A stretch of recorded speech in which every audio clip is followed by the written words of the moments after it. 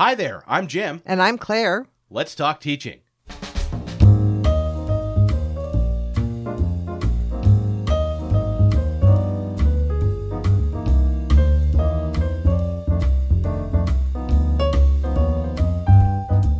Welcome to Let's Talk Teaching, a podcast from the Center for Teaching, Learning, and Technology here at Illinois State University.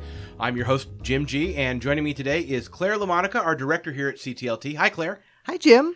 Weirdly enough, we're going to be talking about the middle of the semester, and specifically today, what? How to see how the class is going? How would you phrase that? Yeah, I think so. I think that's what we're going to be talking about. Ken Bain says that there are four basic questions that, quote, the best college teachers, unquote, ask themselves as they prepare to teach. Right. And one of them is, basically, this is the short version. This is the Claire version. Mm-hmm. What do I want my students to know or be able to do by the time the course is completed? The second one is, how can I best help my students learn those things? Mm-hmm. The third one is, how can I assess whether or not my students have learned those? He says these much more elegantly, and it's I lovely, think you're, but you I get think the you're idea. doing fine. Yeah. Yes. And the last one, interestingly, is, how can I assess my own teaching of the course? And I think that's the one that we often don't think about as much. We tend to think about those first three a lot. But particularly as we're planning our courses, we're not always thinking about how we're going to assess how the courses go. I think there's some things we take for granted. We just assume that at the end of the semester, we're going to be told that we need to administer student evaluations. Right. And we all know that. And so we sort of say, okay, well, I'll check that off. Somebody's going to assess how this course went. But actually, I think we do ourselves a disservice, a grave disservice, if that's the only kind of information we're providing about our teaching and our courses. So we're talking about not just relying on those end of semester, end of term evaluations. So it's a good time to plan for doing something. It's never too early to plan your midterm chat. There you go. These have gotten to be pretty popular on campus. Yeah. We would be in big trouble if all 1,100 of our faculty decided they wanted to do midterm chats, because there are 5 of us, right? Or 6. Right. And to be clear, when you're saying midterm chat, you're talking about a service that we offer here at CTLT, which is one way of doing a midterm assessment of a course. But it's also something that which we're going to talk about in a little bit more detail today, and it's something that faculty members can also try to do on their own, or maybe partner up with another faculty member to do, or something like that. Right. There are multiple ways to collect midterm feedback on a course. Right. And I think the important thing is not the manner that you use, or not the system that you use, or the procedure or whatever, but the fact that you do it. Right. And so that's really waiting until the end of the course has the obvious problem of, oops, the course is over. Those students are gone. You're never going to have that specific teaching and learning situation again. Mm-hmm. You may teach that same course again, but you're going to have different students, and things will be different. You'll be a different teacher. There'll be different students. The course material may be different by then. So getting some feedback while the course is in progress is a really useful thing. Mm-hmm. And it also, depending on how you do that, but even if you're just giving them a survey at midterm, as opposed to the midterm chat, which again, we'll explain in a little bit more detail what that is. It also gives students get something out of it too, don't they? Absolutely. For one thing, they get a real sense of empowerment. Mm-hmm. When you ask students about the progress of the course, they know that you're interested. And if you listen, that's the key. Right, if you listen to what they say, then they know that they have a significant investment in the course as well. You have a lot of invested in the course. You've spent hours designing this course, if not days or weeks, depending on the process you use. And students have an investment in taking it, but they don't always feel that they have much invested in the way the course is going. But when they do have that investment, then they get much more interested. Mm-hmm. Mm-hmm. So when we're talking about the midterm chats that we facilitate here at CTLT, those are based on a process that I think you kind of introduced here, or at least you brought about when you started as the assistant director here. I did. A long time ago. Yeah, at the urging of the director, Right. Patrick O'Sullivan. He had a phone call from I think a department chair who had this process at his or her, I don't remember, previous institution. Mm-hmm. And it's actually called Small Group Instructional Diagnosis. Right, which makes it always sounds like a disease to me, or we're trying to figure out grandfather disease or something like that. It sounds far too medical for me. Yeah, or that there's something really wrong with the course, which may not necessarily be the case. Which may not be the case. Yeah. Often we do these chats and find out that everybody thinks everything is hunky-dory. So, right. Yeah, sure. Well, maybe not everything, but, but mostly. Yeah.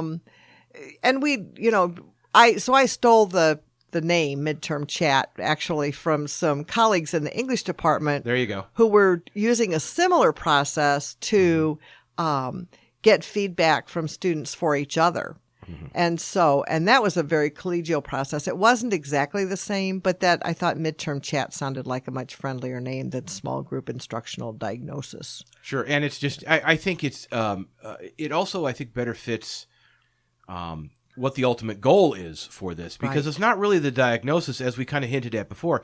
It's the faculty member taking what happens in this process and then following up with the students. Right. And so it is actually, so the midterm chat, to my mind, is not really me as a facilitator coming in to do the midterm chat. That's not the most important part of the chat. It's actually the faculty member following up with the students. Right. That chat, that conversation. And the really important thing, I think that the thing that the students find very important is that the faculty member voluntarily requests this. Mm-hmm. So students, every once in a while I'll go into a classroom and the students will look at me a little bit skeptically and say, is our teacher in trouble? Right. Sure. Sure. And I always, I tell all of them as part of my introductory spiel that this is a purely voluntary process. Instructors sign up for these. No one is going to see the feedback except the instructor and the students and me, not even anybody else at CTLT. Mm-hmm. So, students like that. Yeah. Yeah. And I think faculty members like that too, because and I know that when you and I both go in, when we would facilitate something, and our colleagues here at CTLT, we emphasize that point to students to say that, no, this is not a required sort of thing. And of course, you've had the experience, and I think we've talked about this before. I've had the experience where sometimes students have such a good experience doing a midterm chat that they come up to us later and they say, hey, could you do this for my other class as well? And then we have to kind of flip it around and say, no, it is a voluntary process. We can't just swoop in and do that. That really hammers it home that we really meant that when we said voluntary. Yeah. Exactly. So for people who aren't familiar with a midterm chat, I guess it's easiest to describe it as a sort of a 3-step process on the part of the faculty member. There's a pre-chat where we just sit down and we kind of just see how things are going. There's the actual chat itself when the facilitator, one of the 5 or 6 of us who do it here at CTLT, goes into the classroom and conducts this sort of discussion with students. And I want to touch on that more from your perspective here in a moment. And then we take the data that we gather, the comments, the consensus is really the key word. Mm-hmm. The consensus we gather from doing the midterm chat, and we present that to the instructor so that they can then do with it as they will, and hopefully we encourage them to follow up. Yeah, although really that 4th step of following up with the class, that really should be a distinct that really sort of, needs to be included in that, because that's really important. If you just do it and then they don't hear anything more about it, then that's sort of almost worse than not doing it at all. So talk to me in the actual midterm chat process, and I think this can inform other types of assessment that maybe if they're not doing a midterm chat this semester, an instructor can still come up with. The importance of this concept of consensus. Yeah. And how that makes it different from some of the other evaluations or assessments that are done. Yeah. I think when we do midterm chats with students, we really focus in on the consensus building aspect of the chat, that this really needs to represent the class as a whole.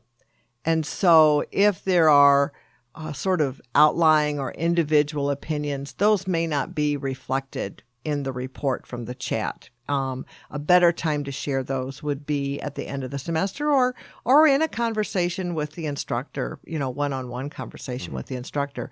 But what we're trying to do is capture true consensus of the class. And we work pretty hard at that. I stop multiple times during the chat, at least 4 times, once for each question, but often more than that, and ask the students whether whether what I'm recording is actually a consensus of the class. Mm-hmm. And sometimes I find out that it's not. Sometimes the class will be divided, sort of 50-50, right. or there will be just a few students. And what I do at that point often depends on sort of what I'm sensing from the class, but I like to encourage them to talk to each other and sort of find out what it is that they're agreeing about and what it is that they're disagreeing about. Mm-hmm. And is there a different way to phrase this that would make it reflect a consensus opinion? Or do we need to just pitch it out because people really aren't ever going to agree on this point? And we should probably say at this point, for those who aren't familiar with the process, the instructor's not in the room for this. Right. This is we schedule a day. Yeah, there's a day scheduled where we come in for preferably a whole class period, or if it's a longer class period, at least a good chunk of it, and actually do this sort of exercise. And you talked about the questions. There are 4 questions that are very open questions that we ask. Mm-hmm. What are those? Well, they all focus on student learning. So the first question is, what is there about this class that helps you learn? The second question is there anything about this course that's making it more difficult for you to learn? The third one is, can you suggest anything that your instructor could do that would make this a better learning experience for you as a class? And the fourth one is really interesting and often the most revealing. Mm-hmm. And that one is, can you suggest things that you as students could do to make this class a better learning experience? And, it's really interesting, that last question, the sort of go-to answers. Students will say, oh, we should all come to class. We should all read. We should all read the assignment, right, but sometimes the responses go much deeper than that. Mm-hmm. And so, they may have mentioned that class discussions aren't proving actually very helpful in their learning. But then when it gets to the question about students, they'll say, well, yeah, it would probably actually help if we participated in class discussions. Right. So, you think? Yeah, exactly.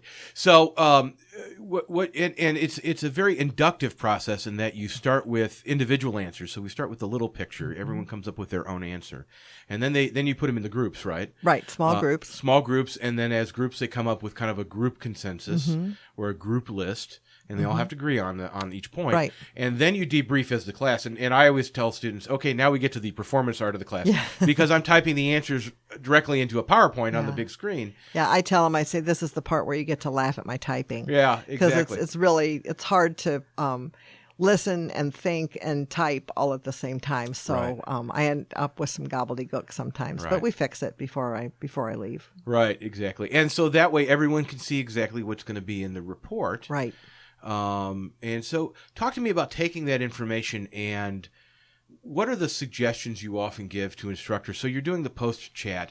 How do they use that typically, or how do you suggest that they use that information typically? Well, I don't suggest that they use it all. We usually collect more information than anybody can really use at that particular point. I ask them to take away what I've given them, to think about it, and to think about, is there a suggestion here that I can buy into, that I also think might improve the learning of the class? Is there anything that the student suggested that's just really not going to go for me? It's contrary to my contrary. Breaker. Yeah, it's right. a deal breaker. It's right. contrary to my teaching philosophy or my pedagogical style or whatever.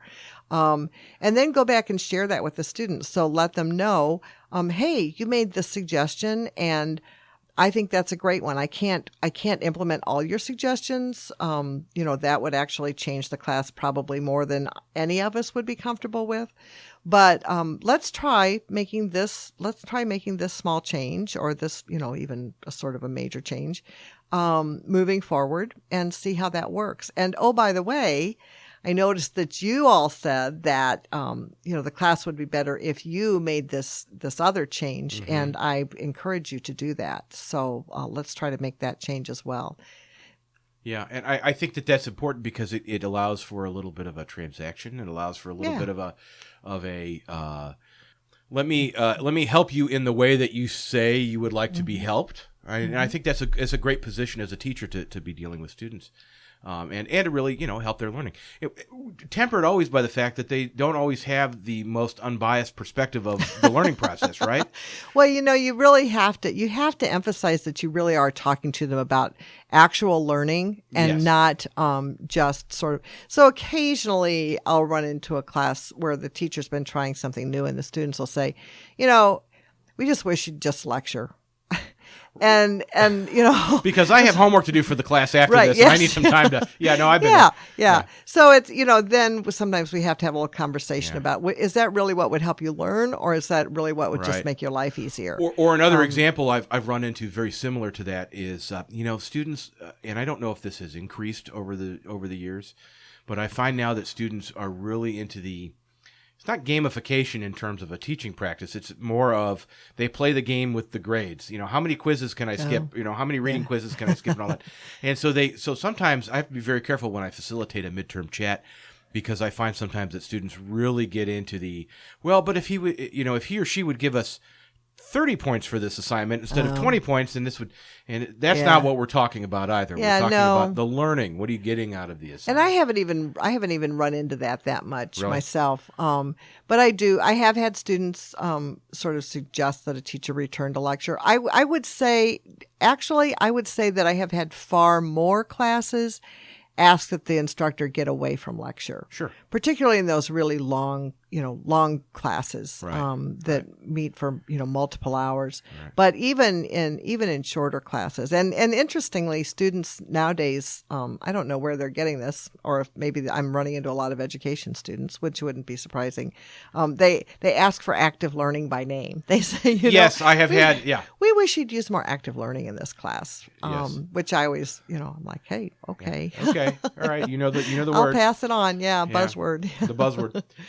So when it comes, and we should probably also mention that when we conduct a midterm chat through CTLT, we limit the class size to, I think it's 50, and 50 is kind of pushing. Stretching it. I think the most I've done is 47, and that was I think I went for an extra long lunch after that one. That's a long one. So for a large lecture course, you'd be looking at doing some other sort of assessment because you can't really do that sort of there just isn't there's just not the time to work through the process and to get a true consensus of 100 people in 50 minutes or even 60 minutes it's really just not really possible.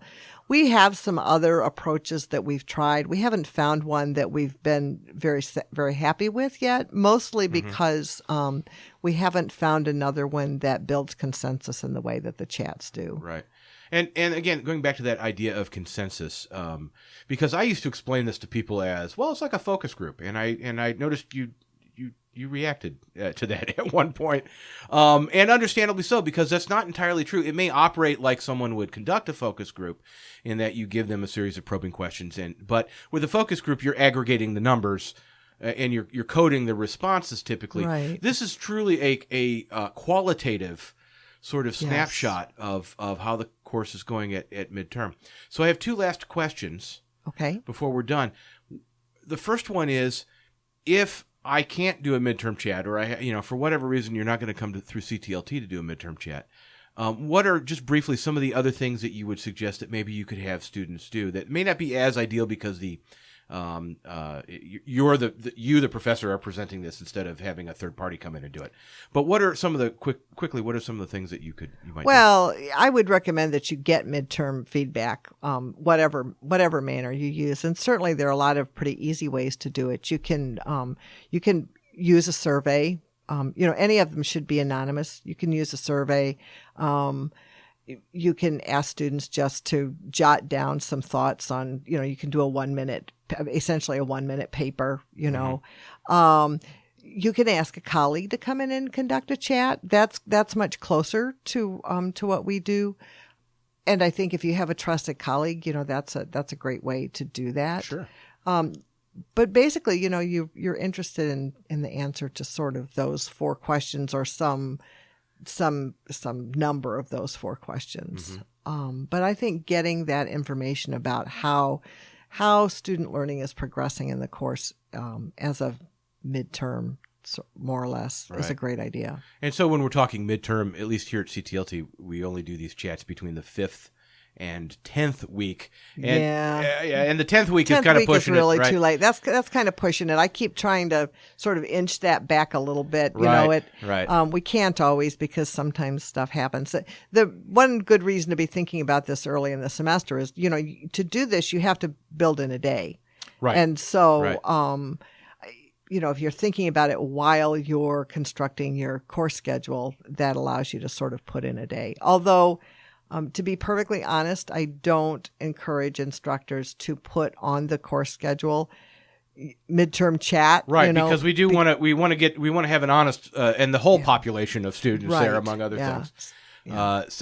And if people are interested in actually doing a midterm chat for this semester or for a subsequent semester, they can go to our website, which is ctlt.illinoisstate.edu. Click on the consultations link, which is at the top, and you'll see a list of all the consultations we do, including midterm chats.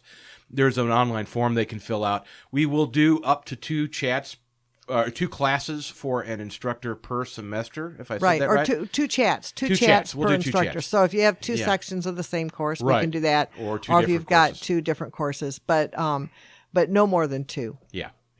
And finally, the last question I wanted to just touch on is something that we've talked about off mic, as it were, about how these are used to get a longitudinal view of one's teaching, because this is a good snapshot about how this class is going at this particular time. And it will inform you if you're trying something new that semester. This is a good way to kind of test the water and see how it's working. It's a great time to use one. Yeah. But we have both had faculty members come to us, and we've worked with them over several semesters. Yeah. So can you talk, just to sum up briefly, what are they pulling out of? I actually think that having midterm chats over time is maybe one of the most effective things you can do in terms of your own professional development. I have seen people come in as new instructors and ask for a midterm chat in their first semester, and then continue to have midterm chats for 3 or 4 years. And the growth that I see in those instructors over that time, of course, it's not solely attributable to the midterm chat. Right, of course. There's a lot of other stuff going on. Exactly. But the chat is a great way to track that. And I think having that evidence of professional growth is not something to be sneezed at. I think that's really a nice thing to have, even to be able to include in your tenure and promotion materials. At the end of several years. Absolutely.